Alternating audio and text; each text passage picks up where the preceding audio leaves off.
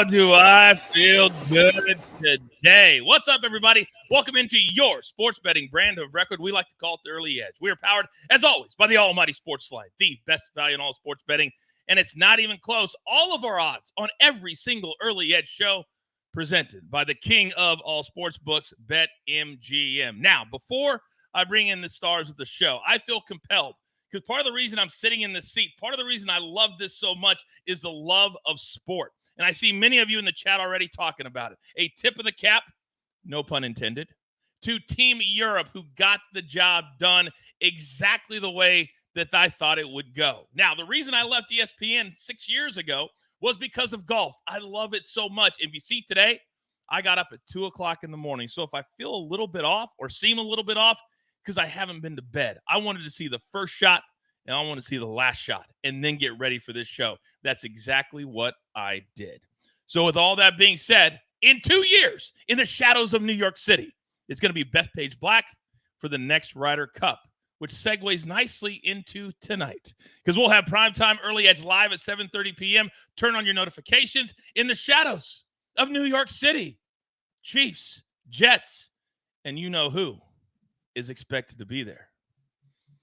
Brittany Mahomes. Who did you think I was talking about? Let's bring in the stars of the show, because we've got a lot to get to and not a lot of time. And it's an embarrassment of riches when I have three of the apps.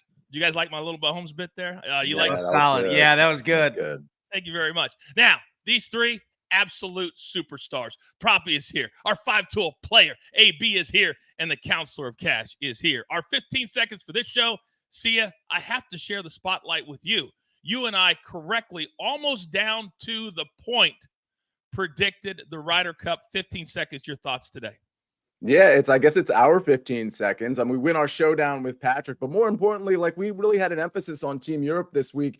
And there was really good reason behind it. There was the home field advantage. There was the experience at Marco Simone. And there was just a lot of guys on Team Europe coming in with really good form. So we hit the Rory prop. Both of us did. You hit the plus 800. I hit the plus 500 as high European score. But then we hit Team Europe as well. The early wedge coming through again. I can't wait to get it started again when the season starts. Yeah, we will be basically following, thank you, AB, following the PGA Tour season. January to August will be the early wedge coming back when the NFL Mega Preview is done. So, gentlemen, we've got a lot to get to. 9 early games, 1 at 4:05 and 2 at 4:25. Let's start with what I think could be the game of the day. Dolphins and the Bills. The Bills, currently, according to BetMGM, the number is at -2.5. It's been hovering around 3 all week. The total, and this is where my eyes are on, 53.5. As a brand, we are on Jalen Waddle over 59.5 receiving yards. It's somewhere around 62 now. RJ's on Josh Allen over 35.5 rush yards. That's come down. And BergBets loves the Bills at -2.5. AB, I'm going to start with you, because you have not 1, not 2, but 3 big plays in this one. Start us off. Yes, sir. Appreciate that. Yep, got 3 plays. And look, here's the wild thing about this game. None of us, I believe, have seen how a team answers after scoring 70 points against another NFL team. But we're going to get that with the Dolphins today on the road against the Bills. Look, first off, we're going to play Dolphins-Bills. Game over 2.5 turnovers. This counts for both teams, plus 105. You have 2 defenses that can really create turnovers, 2 of the top 5 best in doing that in the NFL. Also, their offenses play aggressive, and they can turn the ball over as well. It should be nice. Second play, we're going to go Bills. First half, team total over 13.5. I'll tell you why. This is an absolute must-win game for the Buffalo Bills. I know it sounds dumb in week 4, but they have to beat the Dolphins at home, because the next time they play them is in Miami. And what's going to happen? Who knows? You have to take care of business right now. So that leaves you got a third play. The Bills' second half team total over 13.5. Why? Because the Bills have to win this game. So that's why we're playing those 3, Coach. You're damn right we are. And the one thing, and we say it all the time on this show, you can go back to the well over and over and over again if it makes sense. Those 2 bets make sense. Now, Proppy, I got to say, there was a report down here about an explosion at a house in parts unknown. And I thought with this game and your lab, I thought maybe it exploded. Am I wrong? This is going to be a really interesting game, Coach. Obviously, the highest projected total on this week's slate. Taking sort of a DFS approach, and I'm sure Sia will attest to. I like to find cheap pieces in games like this. When you have high totals, what I mean by that is finding sort of auxiliary or secondary options that are lower than they should be. For instance, like a Gabe Davis, he's going to be running route on every single Josh Allen drop back and have somewhat of a suppressed number as far as his yards are concerned. So no official plays. That's sort of my strategy and approach, finding guys who are going to be on the field a lot who have low numbers. So that's what I'm doing as far as props are concerned. Do you like that Jalen Waddle play from EC then? I like the Jalen Waddle play from EC. I do think Tyreek Hill, I'd be more comfortable actually backing Tyreek considering his current target share. Previous season, they're sort of operating as a 1A, 1B. This season, Tyreek is the clear sort of first option in that passing attack. I actually like Tyreek quite a bit today. And see, that number is up around 88 right now. Your thoughts on this game? Yeah, I've got a few thoughts here. I do like the Waddle prop. 59.5, I believe, is where EC got it. I would see, honestly, Tyreek and Jalen Waddle maybe both eclipsing 80 plus. And I do think there's going to be a little bit more emphasis on Tyreek Hill for obvious reasons. So it should leave Jalen Waddle open for a few more looks. But I actually just put this on the SportsLine app. I like the Dolphins +3 here.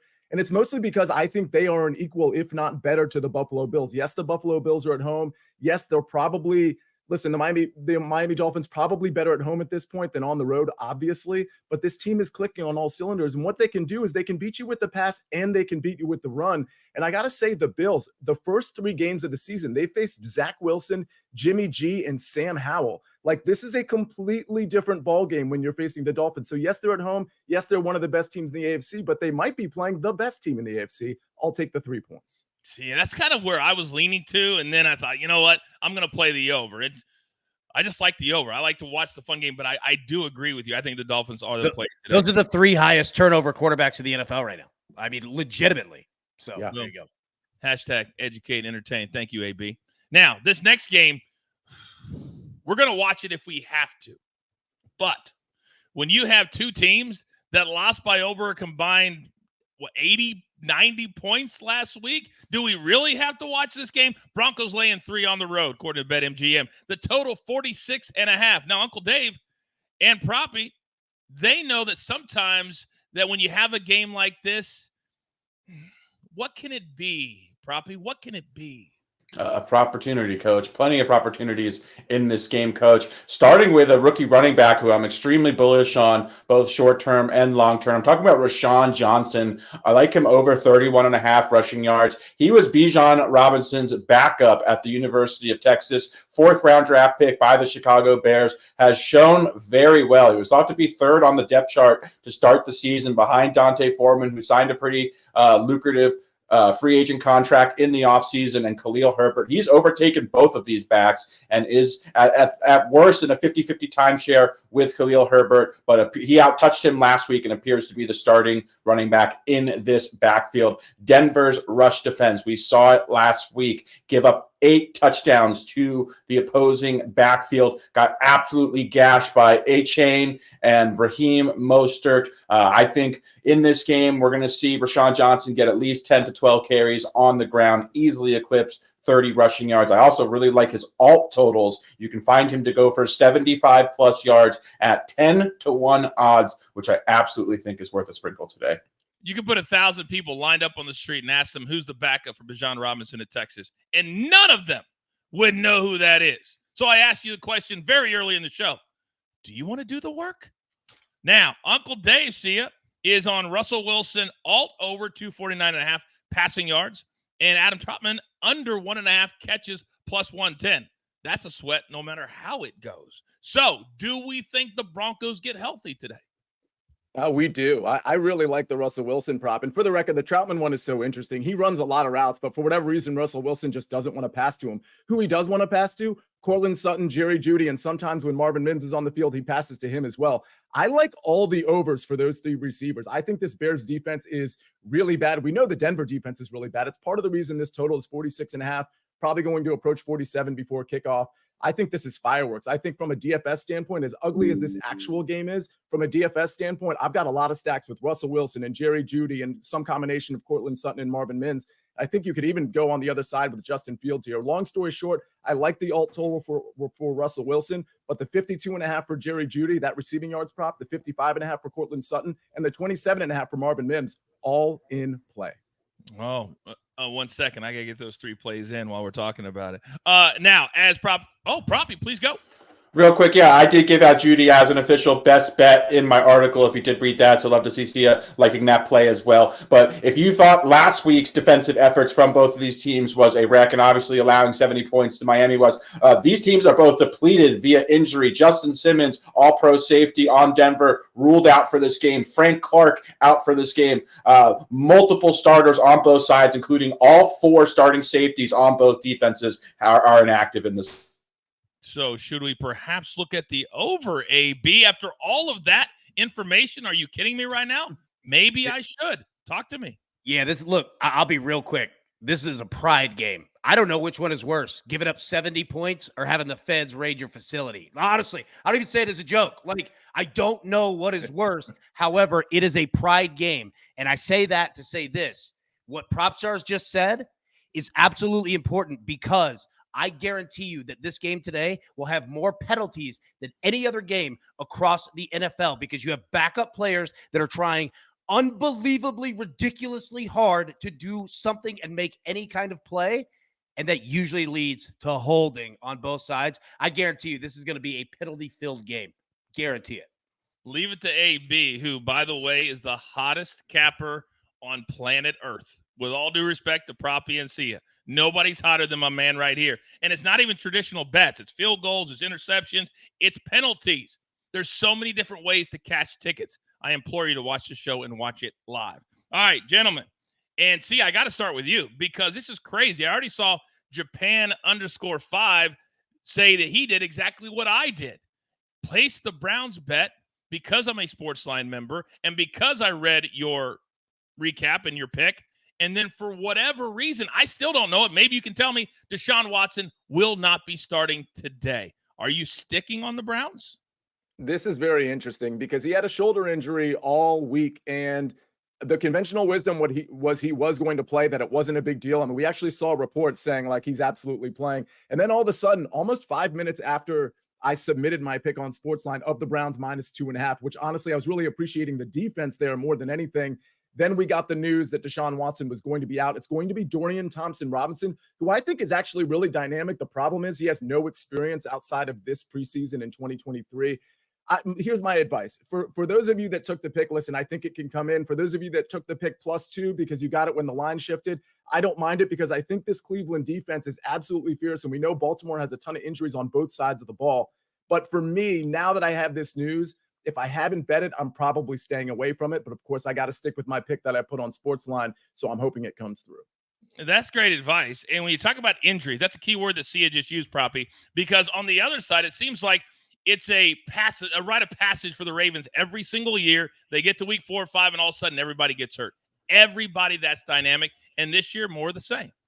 It's honestly unbelievable how unlucky the Baltimore Ravens are with injuries. I'd say between them and the Los Angeles Chargers, 2 most injured football teams, certainly over the last 5 or 6 years. So you got to feel for them as far as that's concerned. At least Lamar Jackson, though, is still healthy. He will be out there active today. Sia mentioned this Browns defense. They've been absolutely phenomenal so far this season. I think this is going to be a low-scoring environment. I think we're going to see a lot of defensive football in this. I do like running back Jerome Ford for the Browns. I think he'll be the focal point of their rushing attack. We know they have a good offensive line. We know they're going to pound the football quite a bit. That's what the Browns like to do. Not a lot of confidence as far as the pass catching options in Cleveland are concerned. As far as Baltimore is concerned, they have a very concentrated target since they're so banged up. No Odell Beckham. He's inactive today. So it's going to be some combination of the rookie Zay Flowers, Mark Andrews, and then Nelson Aguilar. I like to receive some options in the passing game. He's a guy I have my eye on today. Very, very interesting, AB. Probably gives me a lot to think about. Sia gives me a lot to think about. Will you give me a lot to think about? Coach, I will. And look, here's how this game is going to be processed by the coaching staff and the players for the Ravens side. The Browns are arguably the best, not one of the best, run defenses in the NFL. They're outstanding, all right? So if you're Baltimore, you're looking at it saying, all right, they're going to force us to pass. We don't really want to have to do that, but we're going to have to at least to get a lead and then milk this thing and get out of the game. So if you're looking from the Baltimore side, you're going to get a lot of pass attempts early, and then who knows what's going to happen after that. But you know Baltimore's defense is saying, all right, the new kid, the rook, we are going to put you in hell, buddy. It is going to be a tough day. We're going to play field position. So pass attempts early and punts in this game. Telling you, there'll be a lot of punts. Lots of punts. We've been catching a lot of punt tickets lately as well. All right, we have reached the I'm going to tout myself portion of the program for a moment. Steve in the chat says nothing better than some entertainment and, more importantly, education. From Early Edge family, thanks for using your Sunday mornings to make the viewers more confident. You guys are the best. I would add one line to that, gentlemen. I would add, thank you for making them more confident and making them more rich. Because just a moment ago, if you guys watch me on CBS Sports HQ every single week against Will Brinson, then you know I had the Jags as one of my best bets, -3. And they just won by 16 points. You're welcome, America. 23-7. When the Jags go overseas, you lock them in. Period. End of story. Now, you also know, thank you, AB, I'm big on TikTok. And I'm 3-0 in my locks of the week. C is big on TikTok too. And this next game is my lock of the week. And I stand by it. Bengals, Titans, Cincinnati, they got right last week. And they're going to get more right today because the Titans are horrific. 41.5 is the total. It's been hovering around 2.5, 3, depending on where you find it. Now, Sniper is on Joe Burrow over 265.5 pass yards from the morning show. Jamar Chase over 6.5 catches. That's 7 in most markets. Now, that's by EC. So, AB, let me come to you because I just said the Titans stink. And if they stink, that usually means that who throws an INT. Yeah, it's going to be old Ryan Tannehill today, boy. It's going to be a tough one for him. Look, this Titans team, I give him credit. The energy is there. This team's just not that good. They've got arguably the worst offensive line in the NFL. They've got arguably the worst receiving core in the NFL. Derrick Henry can't get anything going because why would you even pay attention to anything else except him? Just stop Derrick Henry and everything else will take care of itself. It's like a toy on Christmas with no batteries. You can't do anything with them, right? So, yeah, Tannehill's going to be stuck today. It's going to be a fun game. It'll be weird at times because these two teams, when they play, it does get odd. But I'm with you, man. It's a Bengals game, and Tannehill, my man, he is throwing a pick. Take it -105. Boom. Now, I think this game's going to be over in the third quarter. And if that's the case, then a lot of the starters probably won't play as much for the last, 20 minutes or so, which Proppy would really help us with your play. Yeah, I like fading Joe Mixon in this under 79.5 combined rushing and receiving yards. I agree with AB. This Titans team is a mess, but the one thing they do well is they are very good defending the run. They are an elite run defense. As a result, they're a massive pass funnel. This carried over from last season. That's why a lot of people like Joe Burrow, and that's why a lot of people like Jamar Chase in this matchup because they give up a ton of yards through the air, but they are very stout on the ground. Joe Mixon has been very inefficient this season, both as a running back, both as a receiver. I think he's going to have a really tough day on the ground. I think he's going to be held under 80 combined rushing and receiving yards. I agree. And see, I also agree that the way Joe Burrow moved around last week, I said in my recap for this week's game that he'll get healthier and healthier by the week. And I think he takes a step forward today. What do you think? Yeah, I agree with you. I mean, part of me is a little disappointed I'm not on this pick with you. I think it's because somehow I think the Titans are just one of those gritty teams like a poor man's Detroit Lions. They just pull out wins that you don't expect. But I'm definitely on your side of the bet. And what's really cool about Joe Burrow is he's getting the ball out fast because of his calf. So that should neutralize the Titans pass rush. We're going to see quick passes to Boyd, to Higgins, to Jamar Chase, of course. And that's part of the reason I think, even if Mixon is stymied, which I completely agree he will be, that's part of the reason I think that the Bengals are probably going to cruise here. Really quick note on Ryan Tannehill before everybody just like dogs him, and he probably will throw an interception. No offensive line. They get rid of AJB. They really have no receivers. There's just nothing there, especially on the back end of the defense. Like, so I know we're going to ultimately have this sort of vibe about Ryan Tannehill when he retires. He's 35 years old now, but he actually has been a good quarterback. He just doesn't have any tools to work with right now.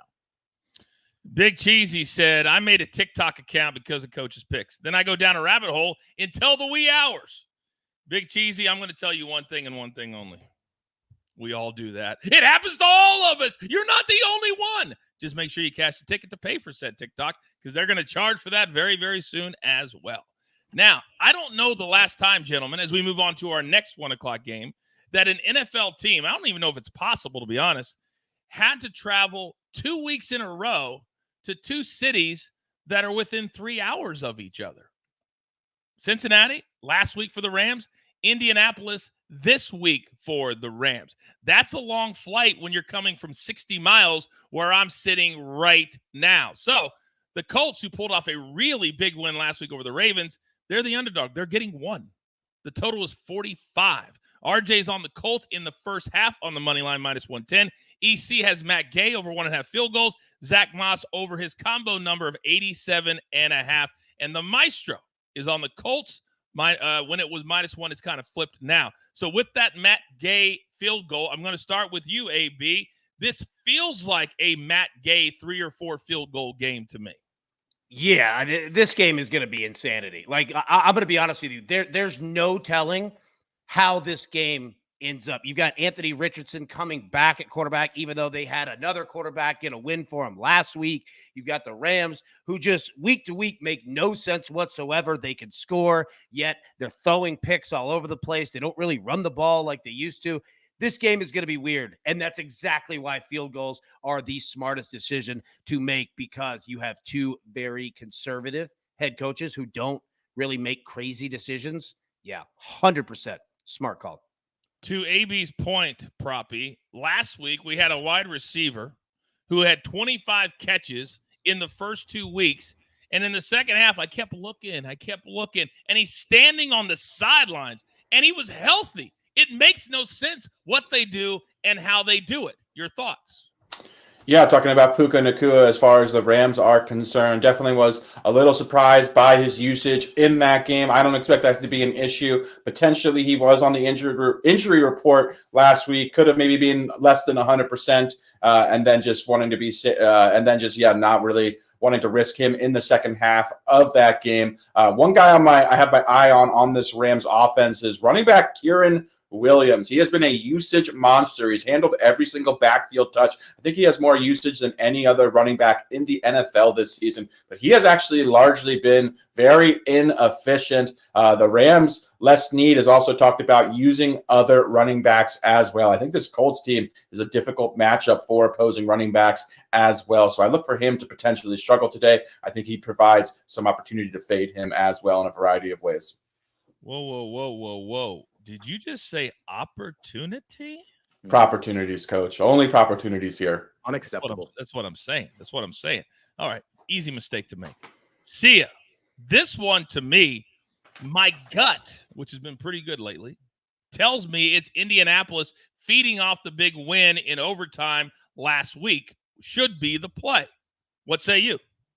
Yeah, I'm off of this game completely. I don't have a lean either way. I like where you're going with it, but anytime I have a healthy Matt Stafford in a team that hasn't mailed it in yet because they're actually still relevant, as most teams are in the NFC, I don't think I can bet against the Rams here. This one is a little touchy. I mean, what's interesting about this game is the total is around 47 here. I think this could be a shootout, but I would lean to the under. I will say this I noticed, I think it was EC had the Zach Moss combined rushing and receiving. I do like Zach Moss in this game quite a bit. If you're playing DFS, or if you're looking at that prop, not only do I like his rushing and receiving, I actually like a little bit better his rushing, because the Rams allowing 4.6 yards per carry, and Zach Moss had 30 rushing attempts last week. He had 3 targets as well, caught 2 or 3. So I would lean towards props in this game and a lot of overs in the prop market. But as far as the side and the total, it's a no-go for me. Our girl Allie said, LOL, see ya. Unacceptable. Your low-key just one-liners are killer to me. Now, can you remind me, Sia, you and I both won a showdown with Patrick McDonald today on the Ryder Cup, correct? Quite easily, actually, yes. It was very easy. And you won $100 and I won $100. So that's $200, correct? That's accurate, yes. It almost feels like we just got a Bet MGM bonus. Because guess what? New Bet MGM customers, that's right. If you sign up today, you can get $200 in bonus bets. Just place your first wager of at least $10, and you will receive $200 instantly in bonus bets, regardless of your wager's outcome, with bonus code EDGE200. That's EDGE200. We have literally had, what, AB? Hundreds, probably into the thousands now. People sign up. The two of you or three of you that have tweeted me, Coach, it doesn't work. It's a scam. Trust me when I tell you, you're doing something wrong. Trust me when I tell you, you're doing something wrong. Because we have thousands of people who've signed up in the last month who've had no issues. So figure it out. But we'll try to help you as best we can. Now, couple more 1 o'clock games, gentlemen. And this is another one that feels kind of like the Broncos and the Bears. And I'm talking about the Buccaneers and the Saints. I don't even know who's playing quarterback. I don't even know who's playing running back. But I know this, that RJ's on the Buccaneers plus 3.5. When it was 3.5, it's now 4.5. The total is 41. EC is on Mike Evans fading him. That takes a lot of guts. And then Uncle Dave's on Rashad White under 52.5 rush yards. So with those props, let me come to Proppy first. Is there anything in this yucky game that we can play today? I like the Rashad White fade by Dave. He's been the NFL's least efficient starting running back. The Saints do have a good run defense as well. I believe Derek Carr is slated to start in this game. It was obviously questionable coming into the week. Could have been Jameis. Looks like it's going to be Carr. It's hard to trust, in my opinion, a lot of Saints pass catchers when Taysom Hill comes into the game as much as he does, especially when he gets down into the red zone. Really like going to Taysom Hill. To me, that just really disrupts Carr's rhythm, and we don't know if he's 100% with that shoulder injury there. Ordinarily, I actually liked Jameis Winston if he was going to be playing, what he would do for Chris Olave, potentially peppering Olave with targets, something he deserves. But I just think it's going to be a conservative approach from both of these offenses. Low scoring environment. The Bucs can't run the football. They'll be airing the ball out. But yeah, just not a lot to like as far as offensive props are concerned and the over market is concerned. So I definitely think looking to fade players in this is a smart look by EC and by Uncle Dave as well. I am so glad that you just said that, because I just got a text a few minutes ago. It was from Buckets, actually. And he says, Coach, is there anything that I can get my money back from AB on this week? I go, well, actually, he's got to play in the Bucs Saints game. He goes, really? What is it? I go, well, I'll let him tell you. Then I told him, and he goes, no, because I already lost that one last week. And we're going back to the well again today. AB, bring it to me. Yes, sir. Yes, sir. Look, we're going to go right back to it because you guys just mentioned it. You don't know who's playing quarterback. You don't know what to go with props. It's going to be ugly on both sides of the ball, and both these defenses can force turnovers. We're going to go Saints Bucs over 2.5 turnovers, minus 130. You are looking at two of the best defenses in the NFL that can cause fumbles, that can grab picks. Both of them can do it. And both of their offenses, good luck. Who knows what's going to go down today in terms of the offense. But I can tell you, defensively, you're going to see turnovers all over the field. Don't try to play one side. Play them both. Take over 2.5. All right, very good. We have just crossed the bottom of the hour. 1 o'clock game's 29 minutes away from right now. You're watching the Early Edge, again, tonight, primetime Early Edge, 7:30 p.m. Eastern time live, counting down the Chiefs and the Jets. So let me come to you, Sia, because sometimes we can find opportunities for these games. You found some in the Broncos and Bears. Anything in this one? No, actually, I'm staying away from this one. There's just so much unknown with Alvin Kamara coming back, with Derek Carr playing with his AC joint sprain. I'm pretty much, and I don't really know what to expect from Baker Mayfield in the offense. I do like the idea of unders. I will say this: the line is plus 4.5 right now. It looks like Tampa being the underdog here. That's too many points. I don't think this New Orleans Saints team is very good. Anytime they're getting 4.5 or giving 4.5 against at least a decent Tampa team, I'm going to take the number there. I'm going to take the plus 4.5. I think I just found a bet that I'm going to make for 1 o'clock based off what you just said. Now, out of respect for Proppy, I'm going to start with him with this next game because I learned my lesson. I can own it when I make a bad pick, unlike EC. And last week I said the Bucs getting 4.5. They're going to show the Eagles. They didn't do that. The Eagles came out and said, we're still the best team in the NFC, if not the NFL. So they're home today against the Commanders, and this one's been hovering. It started around 7.5 and 8, some places 9, so it continues to rise. RJ is on the Eagles when it was -8.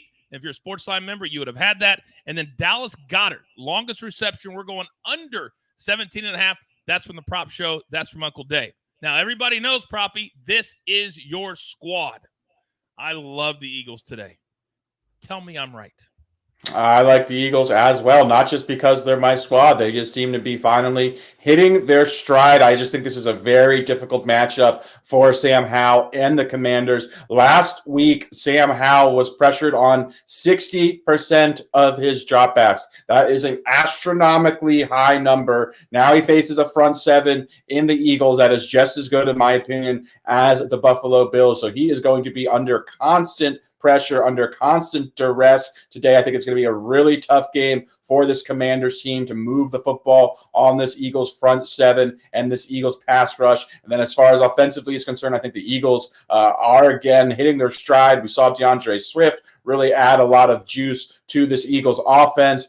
We obviously know A.J. Brown. We know Devontae Smith, their ability to get open and hit big plays down the field, Jalen Hurts. So I think this is a good spot to back the Eagles. I don't really like a lot of sides and totals. As we know, I'm primarily focused on player props, but I do love the Eagles today. I like them to win by double digits. I hate to admit this, but I pulled an EC today because I hated this number at 8.5 or 9 NFL, no matter how bad the other team is. It's hard to lay it. And I hated the number in the Vikings and the Panthers game, which we're going to get to next. So I parlayed them on the money line. And it was like -120, which, again, maybe not the smartest move, but I feel like both get it done on the field.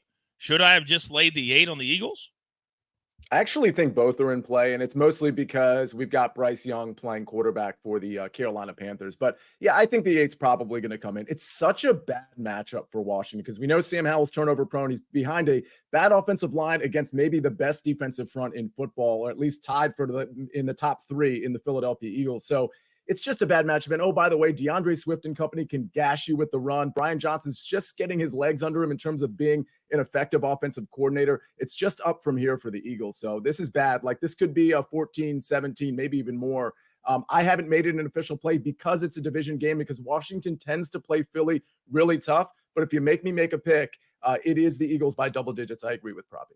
Yeah, AB, here's the deal. I think part of the reason it's not at double digits is because the sportsbooks, sometimes they look at results. And Washington won their first 2 games, kind of in weird ways, but they did. So they're 2-1. I think that's why we're getting this under 10. Your thoughts? Yep, I agree with you. And I'll be really quick. I think the best bets that you could make in this game, Eagles first half, team total over 13.5. Eagles second half, team total over 12.5. Look, we know the Eagles. They try to be the fastest scoring team in the NFL, and they're getting better by the week at doing that.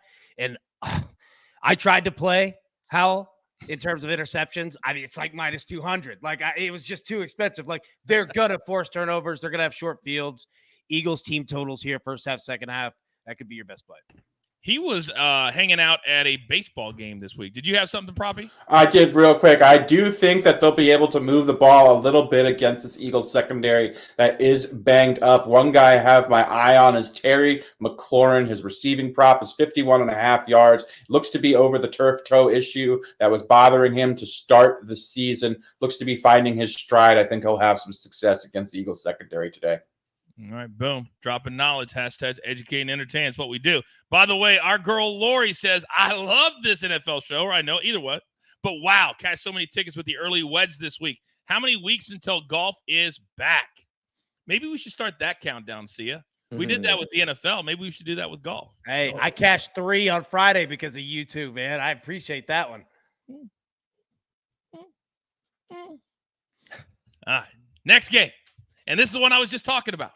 Vikings going on the road, taking on a Panthers team that they're getting their number 1 pick back. But is that a good thing for the Panthers with Bryce Young? Maybe he needs to stand on the sidelines and watch a little bit more. But I like it because of my pick.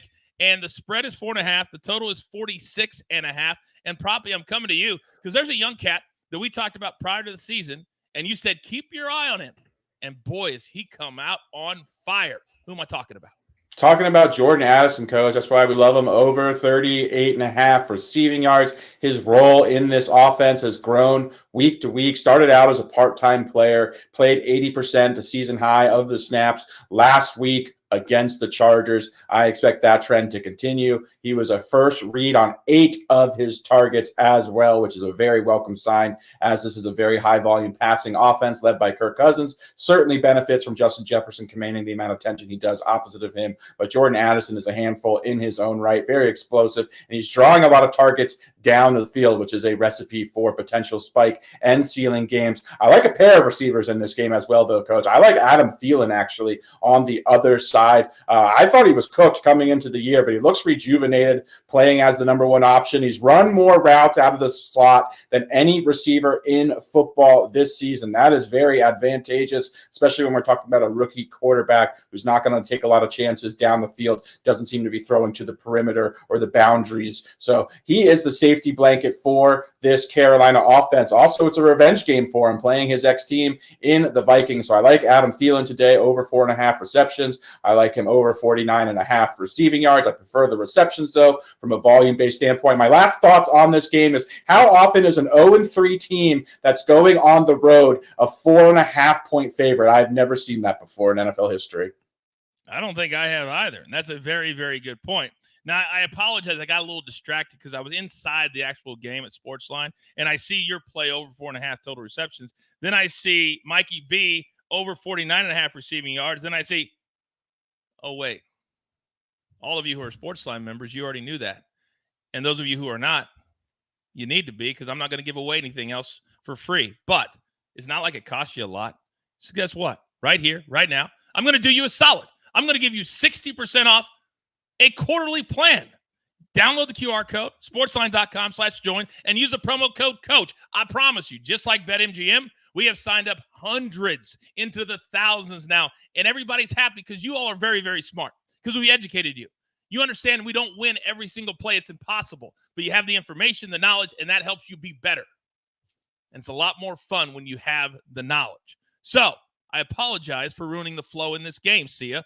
But when I look at some of the props on the Viking side, and that's the only side I'm looking at, it almost feels like Justin Jefferson is almost too high to play anymore every week. Yeah, I mean, you might be right. Like, I'm not on the Justin Jefferson prop. I do like the Thielen prop there on the other side of the ball. I'm not really interested in Alexander Mattison. Like, this game as a whole, I'm not really interested in. I think 4.5 is a little too many points for a Minnesota Vikings team that tends to play teams very close, even though they are the better team than Carolina. I'm off props in this one. I'll make it short and easy. AB?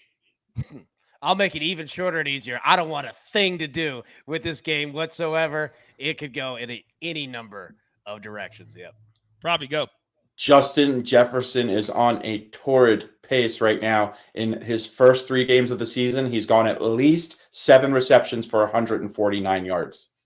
Say that again for me? Justin Jefferson's gone 7 receptions for 149 yards in all 3 games. Okay, so let's take a second to look at the latest odds. 6.5. Wow, -1. It's juicy. Is it worth the squeeze? 6.5. When we're talking about the triple digits, we're talking about 7 receptions. That requires a massive target share. That requires a ton of passing volume. Kirk Cousins is on pace to throw 6,000 passing yards. That's not sustainable. So while I do think Justin Jefferson is deserving of these big numbers, not comfortable playing him there, because I just don't think this is the sort of game environment where Kirk Cousins is going to air the ball out 40, 50 times. I can't even wrap my head around the 6,000 number. I mean, that's just bananas. When Drew Brees almost did it a few years ago, I was like, he literally had 500 yards every week. All right, one more early game, gentlemen. One more early game. Steelers and the Texans. And on paper, fans might say, oh, the Texans, they're terrible. They stink. They don't stink. C.J. Stroud has become a player right before our very early season eyes. Now, the Steelers went on the road last week to Vegas and got the job done. So clearly they should be the favorite this week. They're laying 3, the total 41.5. Uncle Dave thinks C.J. Stroud, who's averaging 40 pass attempts a game, will go over 33.5. It's right there at that even money now. It was an alternate line on Friday. It's moved up to that because he moves lines. AB, you also think C.J. Stroud will be active today. And the defense for the Steelers will also be active today.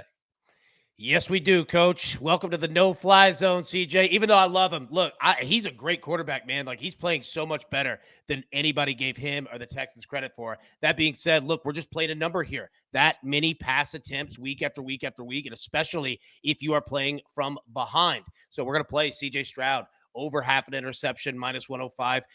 That's an unbelievably affordable price for this prop bet. And when you get close to throwing it 40 times against that good of a defense in Pittsburgh. So, yeah, man, we're playing CJ Stroud. Sorry, but I love him. I love him to death. But, yeah, we're definitely playing that.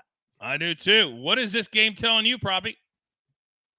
I'm really bullish on CJ Stroud as well. Been very encouraged what I've seen. I love the way that Houston Texans are choosing to deploy him, getting the ball out of his hands quickly, creating a clean pocket for him as well. Looks very poised.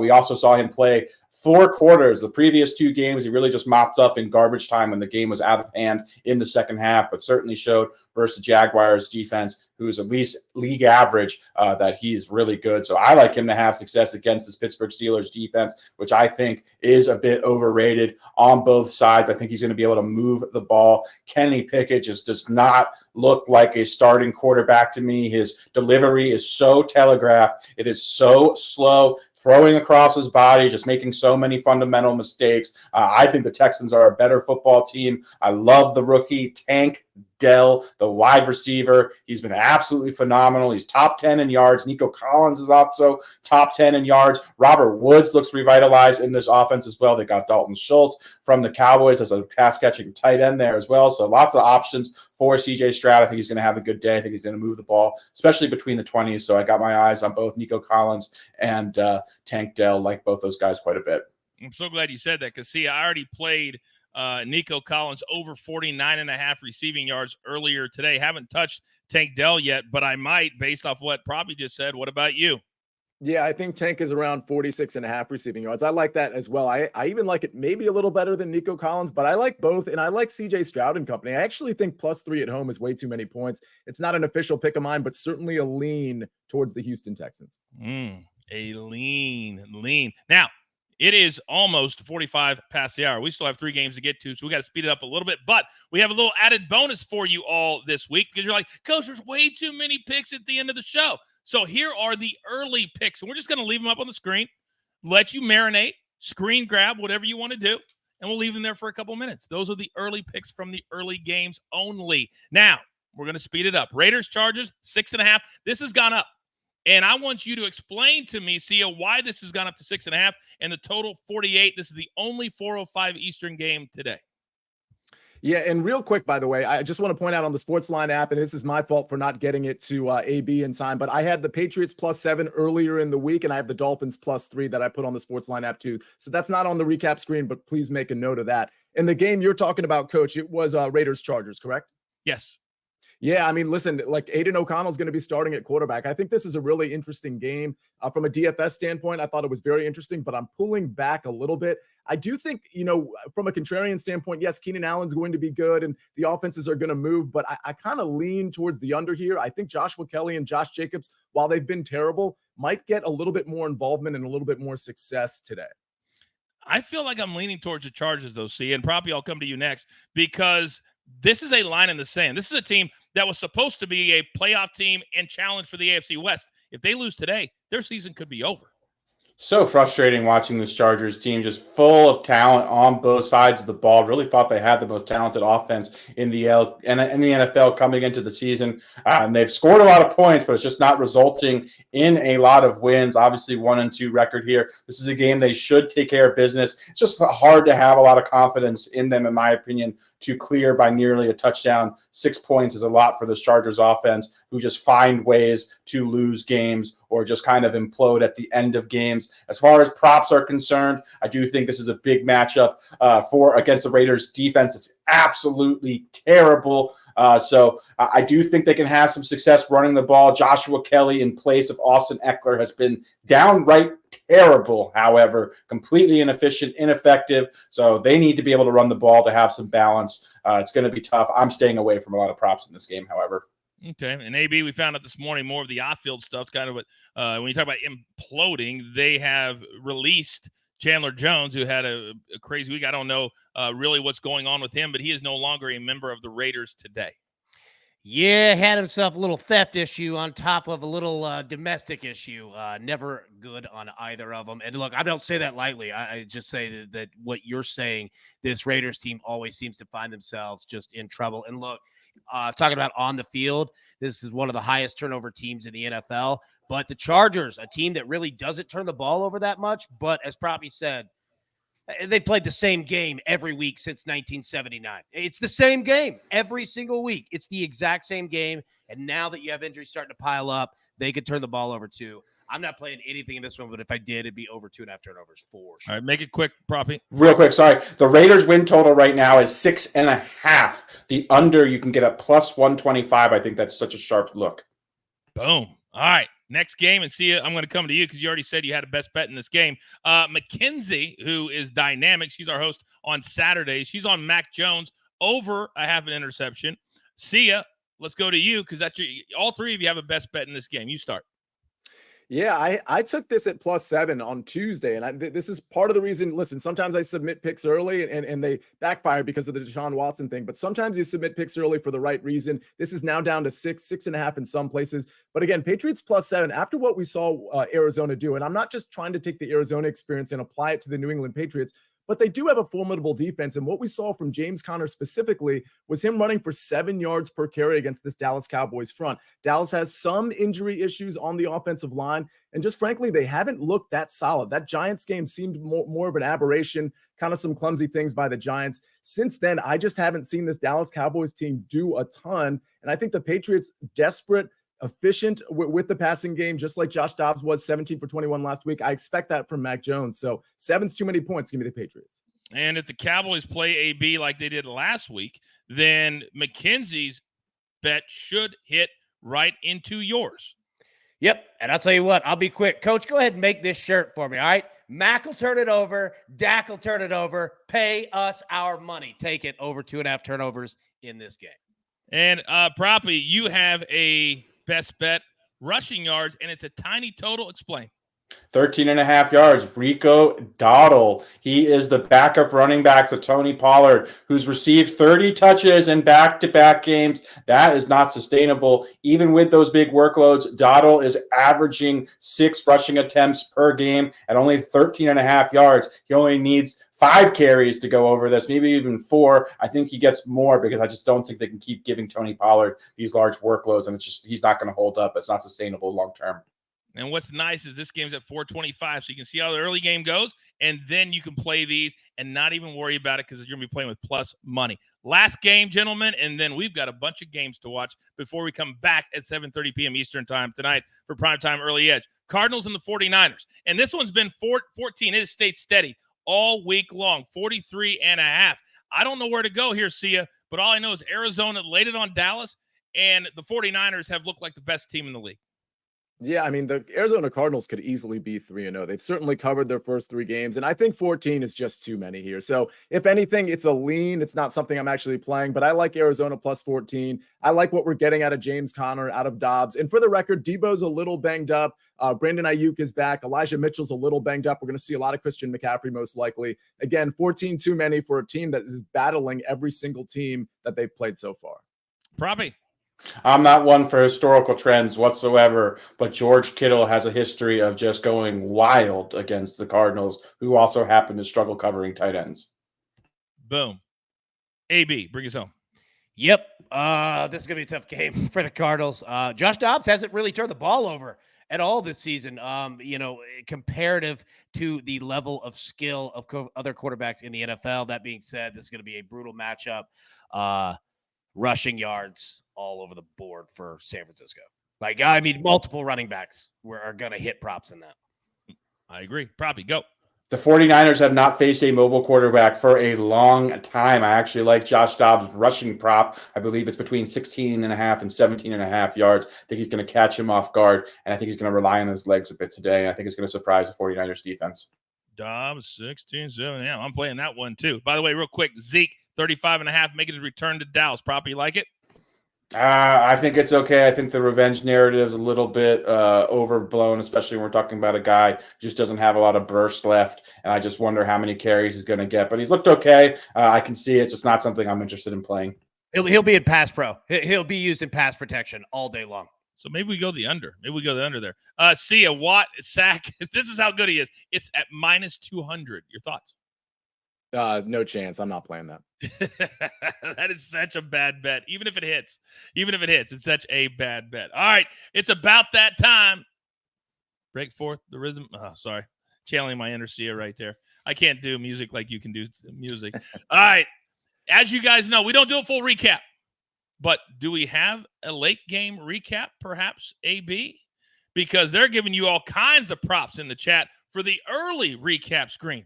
We're always thinking about you and how we can make it better for you. Now, we're going to leave that up because I'm going to ask my guys, what's the number one thing they're most looking forward to today? Use this information either today or into the future. It all matters.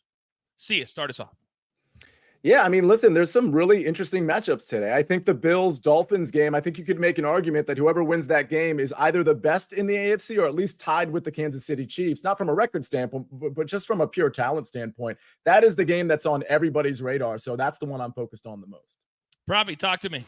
I think Sia hit the nail on the head. I'm really curious how that Bills-Dolphins game is going to go. I think, like he said, whoever wins this game will be right there with the Kansas City Chiefs as a favorite in the AFC. Really curious how this Miami backfield looks after rushing or combining for 8 touchdowns last week. 8 touchdowns, 4 apiece for Raheem Mostert and Devon Achane. Can't wait to see if they can have another big game today. Waddle and Tyreek are like, feed me. AB, talk to me. Yep, Coach, tonight, 7:30 p.m. Eastern, right here. All right, we're going to be breaking down the Chiefs at the Jets. Everyone tune in because if you've seen the no-fly zone, Zach Wilson's is the worst I've ever seen in my life. I am not kidding about that. Literally tune in tonight at 7:30 p.m. Eastern just to see this. I've charted every single pass he's thrown. It is horrific. It is so bad. Coach Phil's been blowing my phone up already. Can it be 7:30 already? You don't want to miss Phil McKagan. Just go off tonight on Zach Wilson. We need to come up with some type of fun bet that involves Taylor Swift and Travis Kelce. We got to buy into it because I'm not hating on anybody. I actually love the fact that we're talking about stuff just outside of the game. Coach, are you a Swiftie? My daughter is a Swiftie, but I would never, ever claim to be a Swiftie. I did buy 5 tickets, and now I'll be working for 3 more years to pay them off.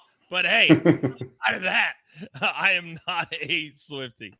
All right, boys, great show. As always, we'll see you tonight at 7:30 Eastern time. All 4 of us will be back.